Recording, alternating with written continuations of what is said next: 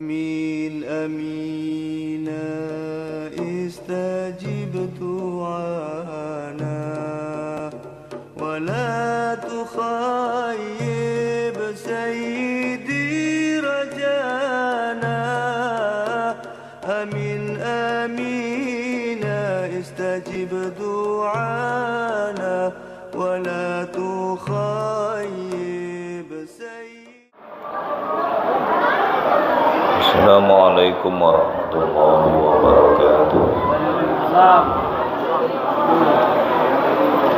Bismillahirrahmanirrahim. Alhamdulillahi rabbil alamin wa bihi nasta'in ala umuri dunya waddin.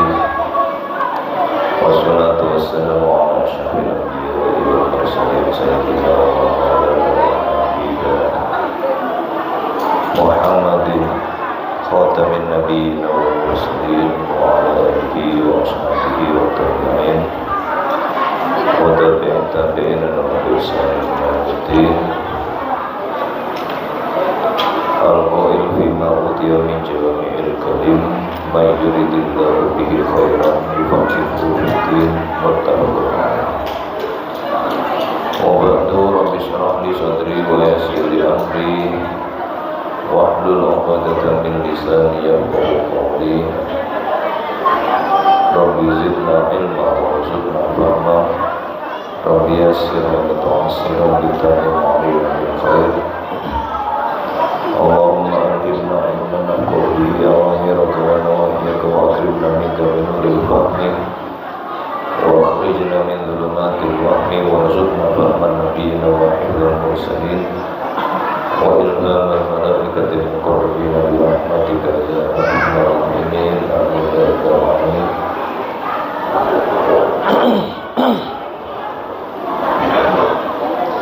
Alhamdulillah, segala puji untuk Allah Subhanahu wa taala atas nikmat karunia hidayah-hidayahnya yang pada saat ini kita bisa merasakannya, terutama nikmat yang berupa iman, Islam, dan ihsan, nikmat berupa sehatnya badan jasmani dan sehatnya rohani, sehingga pada malam hari ini, petang hari ini kita bisa menggerakkan kaki untuk hadir di majelis taklim yang insya Allah barukan ini dalam keadaan sehat walafiat. Marilah kita senantiasa mensyukurinya atas nikmat yang Allah berikan kepada kita. Semoga kita termasuk hamba-Nya yang pandai mensyukuri nikmat, yang terhindar dari ancaman beliau, ancamannya yakni mengkufuri nikmat. Mudah-mudahan nikmat ini senantiasa kita terima hingga akhir hayat dengan memperoleh nikmat terbesar dari setiap insan, yakni mengakhiri kehidupannya dengan akhir yang baik atau husnul khotimah. Salawat dan salam, marilah kita senantiasa panjatkan doa tersebut kepada junjungan kita Nabi Muhammad sallallahu alaihi wasallam sebagai tanda pemuliaan kita kepada beliau, penyerahan diri kita sebagai umat beliau, penggantungan harapan kita kepada beliau atas syafaat yang diberikan kepada umatnya, mulai dari kehidupan di dunia ini, kehidupan di alam barzakh, dan terutama kehidupan di alam akhirat, yang mana semua makhluk akan sibuk mencari syafaat dan beliau adalah hamba Allah yang diberi keistimewaan untuk memberi syafaat kepada umat, kepada yang beliau kehendaki, sehingga kita mendapat keberuntungan bisa selamat dari siksa neraka dan mendapat nikmatnya surga. Amin ya rabbal alamin. Dan selanjutnya tidak lupa mari kita menyempurnakan rasa syukur kita kepada Allah Subhanahu wa taala dengan berterima kasih kepada para pendahulu kita, terkhusus kepada Murabbi Ruhina Raden Rahmatullah Sunan yang telah nyata mewariskan dakwah beliau, juga mewariskan infrastruktur dakwah beliau, meninggalkan jejak dakwah yang begitu bisa kita nikmati, begitu bisa kita rasakan hingga detik ini, di mana kita hidup sebagai umat Islam di lingkungan yang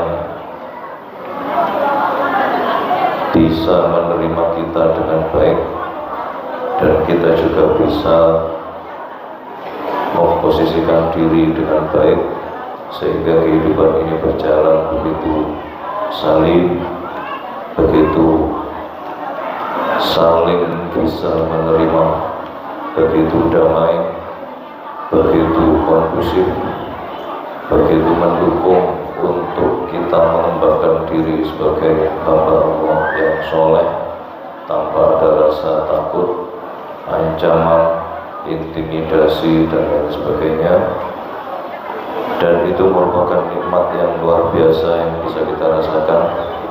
Marilah kita mensyukurinya dengan berterima kasih kepada beliau, dan semoga perjuangan beliau bisa kita ikuti, bisa menjadi inspirasi, bisa menjadi standar warna kita dalam berkehidupan sebagai umat.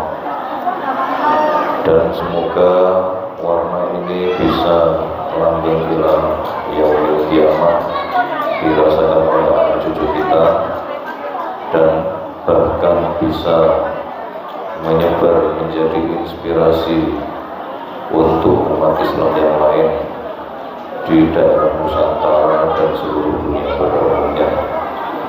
Ala hadhihi niyah wa ala kulli niyatin shalihah bi syafaati Rasulillah sallallahu alaihi wasallam. Al-Fatihah. Alhamdulillahirabbil alamin. Iyyaka na'budu wa iyyaka nasta'in. Ihdinas siratal mustaqim, siratal ladzina an'amta 'alaihim. Wadiyatan li hadratin nabiyina wa syafi'ina wa qurrati a'yunina Muhammadin sallallahu alaihi wasallam wa ala alihi wa azwajihi wa dhurriyyatihi wa ahli baitihi al-kiram. Al-Fatihah.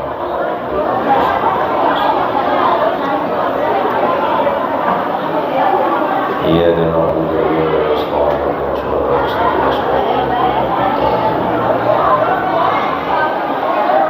Ila jami'i malaikatillah min malaikatil ardi wa malaikatis samawati, khususan min hamalatil arsy wa malaikatil muqarrabin, wa ila jami'i arwah awliyaillah, khususan awliya jaziratina, khususan di jami'i awliya fi daerah Jawa, wa nahussu hadiyatan li ruhi ruhina Raden Rahmatullah Sunan wa jami'i arwahi man salaka masalikahu wa tariqatihi min tariqati ta'atil islamiyah wa tarbiyatil islamiyah li'i'la'i kalimatillah.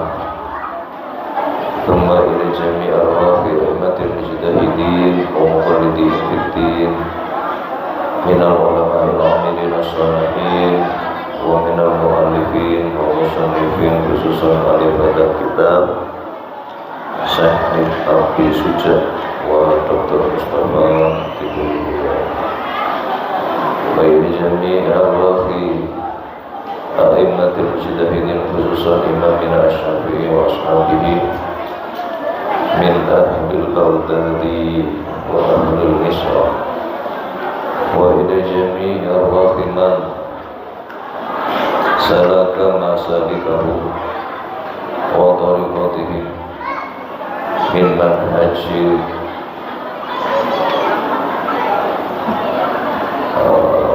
ahli sunnah wal jamaah wa khususan di jami'i man salaka masalikahu di dairatina Nusantara wabil khusus di muassis jamiyat di harakatil islamiyah ala manhaj ahli sunnah wal jamaah nahdlatul ulama wa ila jami' arwahi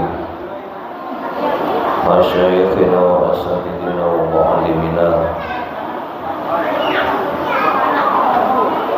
wa jami'i man salaka masalikahum min masalikit tarbiyah al-islamiyah wa ta'atil islamiyah khususan fi hadhihi dairah Ampel wa ghairihim wa jami' awaqi abaina wa ummahatina wa ajdadina wa jaddatina wa jami' awaqi ikhwanina alladhina sabaquna bil iman wa ila jami' awaqi mu'minina wa mu'minat wa muslimina wa muslimat min ladun adam ila yaumil qiyamah khususan min ahli maqaram Ampel wa farallahu dhunubahum wa nawwara dhunubahum wa rafa'a darajatihim bisirril fatihah alhamdulillahi rabbil alamin iyyaka na'budu wa iyyaka nasta'in ihdinas siratal mustaqim siratal ladzina an'amta 'alaihim ghairil maghdubi 'alaihim waladdallin amin. Alhamdulillah, semoga apa yang kita baca diterima oleh Allah Subhanahu wa taala. Marilah kita lanjutkan kajian kita di Kitabul Jihad, melanjutkan kemarin tentang bahasan jihad, yang mana jihad ini adalah sebuah anugerah dari Allah Subhanahu wa taala untuk orang Islam. Ada keistimewaan bagi mereka yang meninggal di medan jihad. Mereka mendapat predikat istimewa, yakni syuhada, yang mana mereka diistimewakan oleh Allah. Mereka tidaklah mati dalam hakikatnya,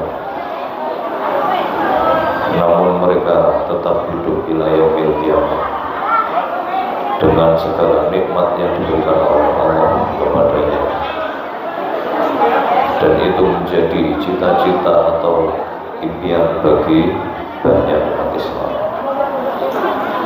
sehingga orang-orang Palestina itu merasa mendapat anugerah ketika mereka dengan mudah bisa menggapai mati syahid,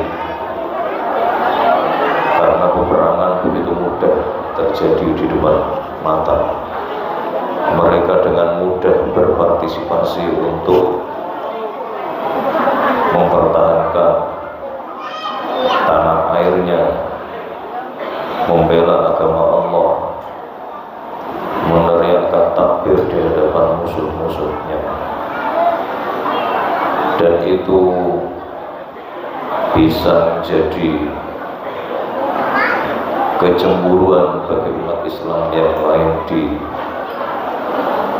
seluruh dunia, karena secara zahir berapa ribu orang mati karena jihad di Palestina, Bisa kita bayangkan bagaimana mereka orang-orang Palestina yang mati syahid menghuni surganya Allah nanti. Mereka berada di mana-mana di surganya Allah Subhanahu wa Ta'ala. Sementara kita yang ada di Indonesia harus banyak mencari tahu tentang bagaimana kita bisa berjihad dalam kehidupan yang damai ini, supaya kita juga bisa mendapatkan predikat mati syahid dengan segala keistimewaannya. Oleh karena itu kita harus lebih rajin untuk mencari ilmu, ngaji, mencari informasi, untuk supaya kita bisa melakukan sesuatu yang menguntungkan untuk masa depan kita di akhirat. Mudah-mudahan Allah senantiasa menuntun kita untuk meraih jalan tersebut. Amin ya rabbal alamin. Dan insya Allah di sini, di majelis ini adalah salah satunya, karena kita belajar tentang syariat, aturan-aturan agama. Baik, bismillahirrahmanirrahim. Kita lanjut. Qala al-alif rahimahullahu ta'ala wa nafa'ana bihi wa bi ulumihi wa asrarihi wa barakatihi fid dharain. Amin. Wa man asra minal kufar fa'ala darbaini. Barang siapa yang berhasil menawan orang kafir ketika dalam peperangan itu, maka di sana tawanan tersebut dibagi menjadi dua. Jadi dalam peperangan itu pasti ada pihak yang tertawan, gitu ya, terbunuh. Kalau yang masih hidup tertawan, yakni pihak yang kalah.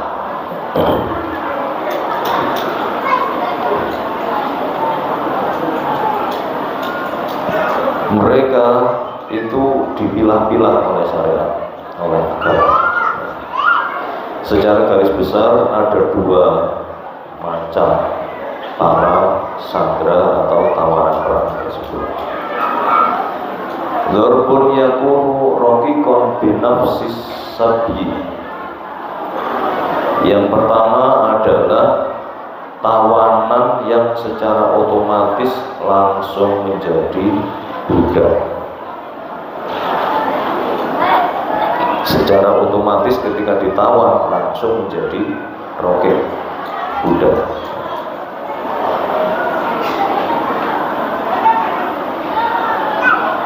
Jadi proses penawanan ini adalah kejadian di mana pihak musuh orang Islam tersebut setelah berperang, jadi bukan kok belum maju perang terus menyerah, bukan, tapi sudah bertempur terus mereka menyerah, atau mereka terdesak dan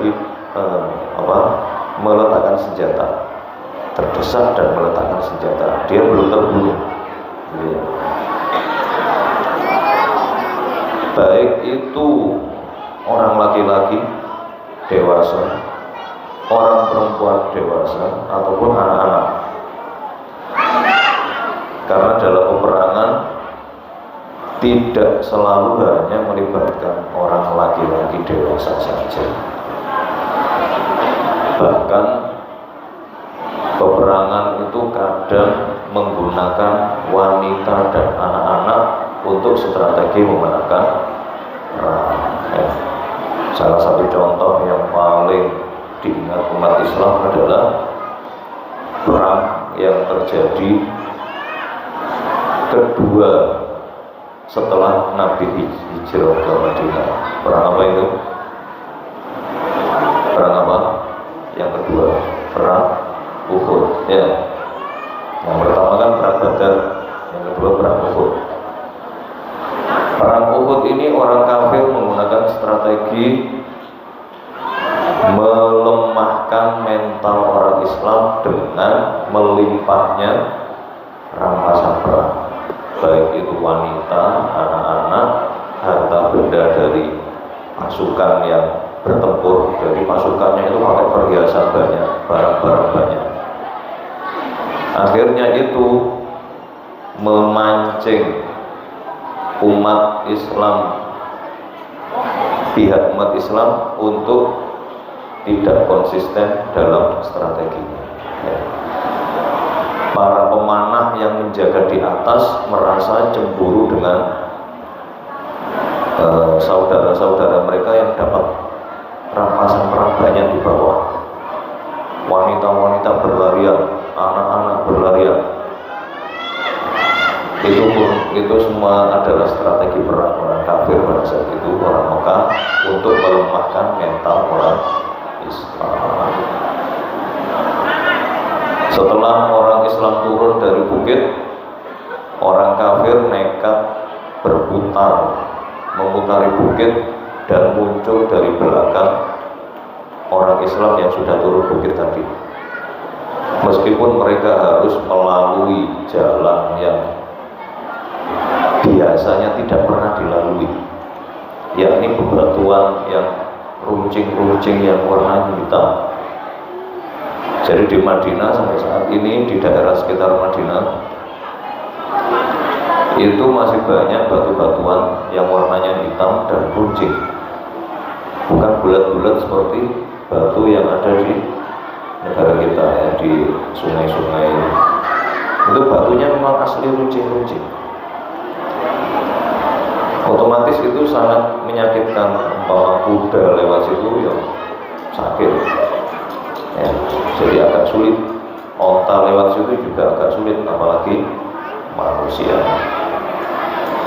Batuan itu terbentuk dari hasil letusan gunung Merapi. Jadi di bawahnya daerah Madinah dan sekitarnya itu adalah Gunung Merapi yang sangat purba, sehingga bentuk batunya itu tidak bulat-bulat tapi runcing-runcing. Beda dengan batu yang dibentuk dari sedimentasi dalam air ya, di aliran-aliran air itu kita bisa menemukan pasir, batu ya, itu biasanya batunya lebih halus karena terbentuk oleh air dalam waktu yang lama. Jadi seperti itu dalam perang kuno dulu ya, strateginya seperti itu. Kalau sekarang ya bisa jadi, bisa juga wanita dijadikan bagian dari strategi perang. Kalau kita melihat di semua negara termasuk Indonesia, tentaranya ada tentara wanita ya. Mereka punya peran strategis terutama di bidang spionase. Wanita-wanita ini dimanfaatkan untuk spionase ataupun mencuri informasi penting ya, mencuri informasi penting dari pejabat-pejabat musuh ya.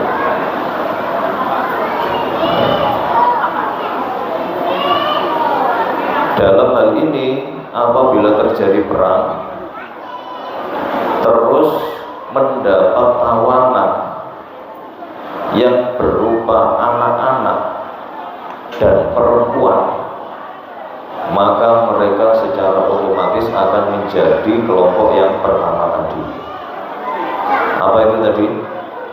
Secara otomatis menjadi budak. Apa itu budak? Harta rampasan perang. Jadi ini diposisikan seperti harta, bisa dimiliki, bisa dijual, bisa diwariskan ya, seperti benda. Cuman dalam Islam tidak boleh semena-mena kepada budak. Ini adalah sebuah rahasia syariat, kalau bisa dikatakan seperti itu. Kenapa dalam Islam ada perbudakan, tapi perbudakan itu hanya dari tawanan perang dan dari orang non muslim ya. Terus kalau sudah menjadi budak tidak boleh diperlakukan semena-mena ya. Dan oleh Nabi dianjurkan mereka yang punya budak untuk membebaskannya apabila mereka mau memeluk agama Islam. Ini yang pernah kita bahas dulu pertama ini. Jadi perbudakan dalam Islam ini tidak seperti perbudakan yang ada di Afrika, Eropa, Amerika, sangat beda jauh. Ya. Ataupun di Indonesia dulu zaman penjajahan. Kalau di Indonesia perbudakannya itu bukan budak tapi dibayar murah ya. Harus kerjanya harus keras sampai dipaksa tapi dibayar murah. Itu perbudakan yang ada di Indonesia zaman kolonial Belanda dan Jepang. Mungkin kalau di Jepang nggak dibayar, di zaman Belanda dibayar tapi murah. Kalau di Afrika beda lagi. Kalau di Mesir dulu zaman Firaun beda lagi budak itu. Budak itu dikelaskan di kelas paling bawah. Mereka tidak punya hak untuk menentukan nasibnya. Tapi dalam Islam tidak. Seorang budak kalau dia Islam, Nabi mendorong mereka yang punya budak Islam untuk memerdekakannya, karena itu adalah bagian dari kebaikan yang besar pahalanya, bahkan bisa menjadi penebus dosa orang tuanya yang sudah meninggal.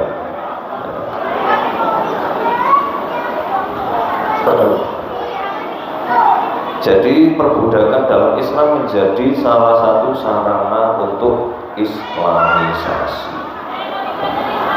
Terus para budak ini juga diberi hak untuk memerdekakan dirinya dengan perjanjian untuk menebus dirinya sendiri, namanya mukatab gitu ya, dan lain-lain.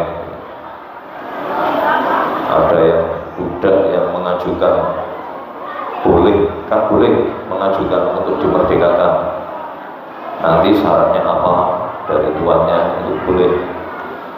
Ya, seperti itu perbudakan dalam Islam. Jadi sama sekali jauh bila dibanding dengan istilah budak di luar Islam. Ya. Sehingga bagi perempuan dan anak-anak ini menurut saya langsung otomatis jadi budak. Ya. Terutama anak-anak ini nanti kalau ditawannya ini tanpa orang tua, karena dia itu entah orang tuanya terbunuh atau terpisah, nggak tahu, entah orang tuanya lari, anaknya ketangkep, anak ini langsung otomatis menjadi orang Islam, ya. Menjadi orang Islam, otomatis dia akan hidup dengan kehidupan Islami dari majikannya nantinya ya. Perempuan juga seperti itu. Perempuan ada yang kalau kan dihalalkan untuk dijima ya kan? Jadi nisa perempuan ini dihalalkan untuk dijima oleh pemiliknya. Kalau sudah dijima sampai hamil melahirkan anak, status perempuan ini sudah berbeda lagi. Status budaknya itu namanya ummu walad. Ummu walad ini punya anak, anaknya ini bukan budak lagi, tapi sudah orang merdeka. Terus ketika majikannya meninggal, ummu walad ini tidak bisa diwaris. Ya, tidak bisa dijual oleh ahli warisnya karena dia akan mendapatkan kemerdekaannya secara otomatis ketika tuannya meninggal. Seperti itulah gambaran dari perbudakan dalam syariat Islam. Jadi jangan disamakan dengan perbudakan di luar Islam. Beda jauh. Beda jauh. Dalam Islam, perbudakan ini adalah menjadi salah satu jalan Islamisasi. Ya. Karena memang orang Islam dalam mengekspansi sebuah daerah, sebuah masyarakat di luar Islam itu tidak lain misinya itu adalah Islamisasi.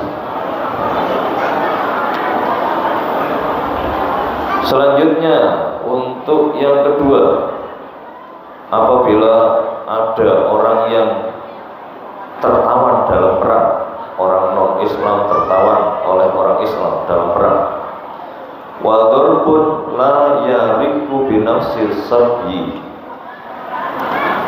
kelompok ini tidak otomatis menjadi budak karena ditawan. Siapa itu? Wahum ar-rijalul balighun, yakni orang laki-laki dewasa. Nah, orang laki-laki dewasa ini tidak sama dengan wanita dan anak-anak statusnya kalau tertangkap, kalau tertawan. Nah, terus bagaimana orang dewasa ini? Diserahkan kepada imam bagaimana kebijaksanaannya. Ya. Wal imamu mukhayyarun fihim baina arba'ati asya. Pemimpin umat Islam yang menawan orang-orang kafir tadi punya hak prerogatif untuk bersikap. Ada 4 pilihan sikap. Pertama, al-qatlu, bisa membunuhnya, mungkin karena dianggap wah ini jago strategi perang yang loyal, nggak mungkin ini bisa berubah, mesti nanti akan menikam kita dari belakang, dianggap bahaya, dibunuh, nggak apa-apa. Terus yang kedua, wal istirqaqu, menjadikannya sebagai budak. Akhirnya dibagi-bagi, kamu dapat ini 2 budak laki-laki seperti ini karena ini tidak membahayakan umpama saja, karena dia itu masih ada harapan untuk masuk Islam dan lain sebagainya. Itu pertimbangan imamnya. Akhirnya jadi budak saja boleh. Wal manu, atau diampuni tanpa syarat. Ya pokoknya kamu bebas tanpa syarat. Ya. Entah itu kenapa, mungkin karena sudah sangat tua atau karena ya terserah pertimbangan imam bagaimana. Ya. Dibebaskan begitu saja boleh. Atau mungkin karena dia tertarik dengan Islam, menyatakan dirinya, saya mau Islam, kalau saya dibebaskan tanpa syarat, nggak apa-apa. Yang keempat adalah wal fidyatu bil mali au bil rijal.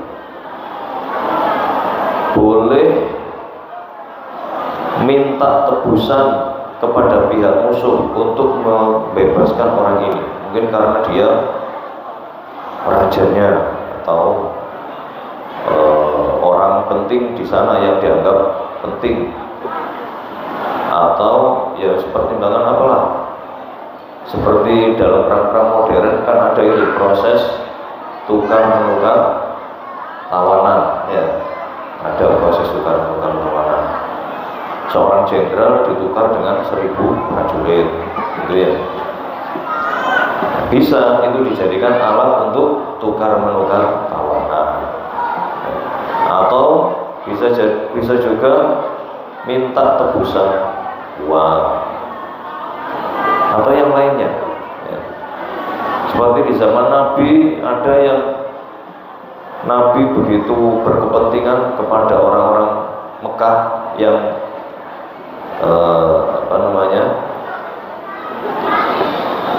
peradabannya lebih maju daripada orang Madinah pada saat itu.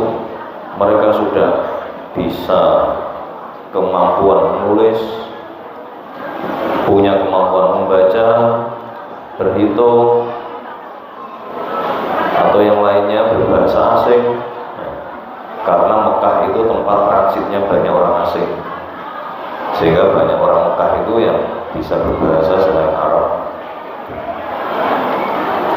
Akhirnya Nabi inisiatif untuk menjadikan kamu tak bebaskan, tapi dengan syarat harus mau mengajar nulis kepada orang Madinah. Kamu tak bebaskan, tapi harus melatih perang orang Madinah, cara menggunakan senjata dan lain sebagainya. Itu juga boleh. Jadi semua itu tergantung kepada imam. Kalau yang ditawan itu siapa? Orang laki-laki dewasa. Karena mereka punya potensi, baik itu potensi yang membahayakan maupun yang menguntungkan bagi umat Islam. Sehingga yang harus diperhatikan oleh imam atau oleh pemimpin orang Islam yang menawan musuh-musuhnya adalah yaf'alu min dzalika ma fihi al-maslahah. Harus melakukan kebijakannya tadi itu dengan pertimbangan maslahah, kemaslahatan. Ada kaidah fikih itu, apa itu ya, kaidahnya saya lupa.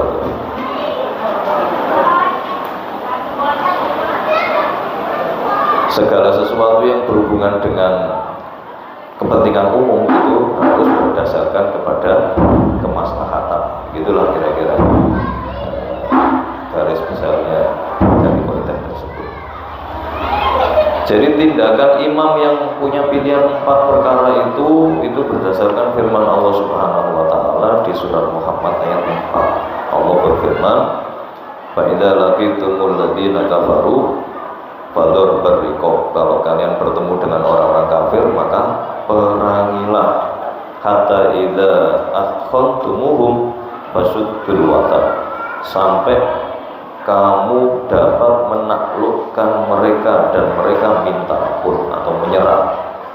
Fa imma mannan ba'du wa imma fidaan hatta tad'al harbu awzarha. Kamu bisa memberi ampunan kepada tawanan perangmu. Setelah ditawan dibebaskan boleh. Wa imma fidaan, atau minta tebusan juga boleh. Hatta tad'al harbu awzarha, sampai mereka atau pihak musuh itu menyerah. Jadi ada prinsip perang orang muslim itu bukan kita yang kalah, tapi musuh yang menyerah. Dan di situ adalah rahasia dari perintah Allah untuk jihad. Apa itu?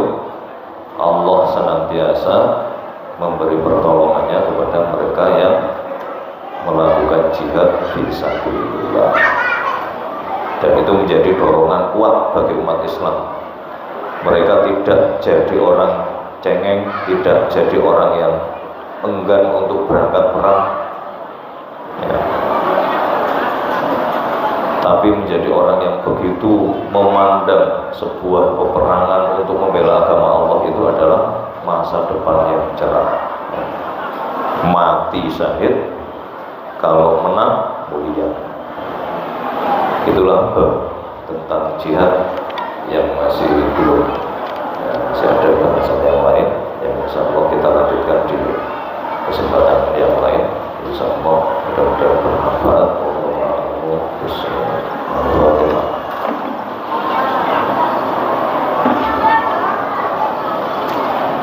Assalamualaikum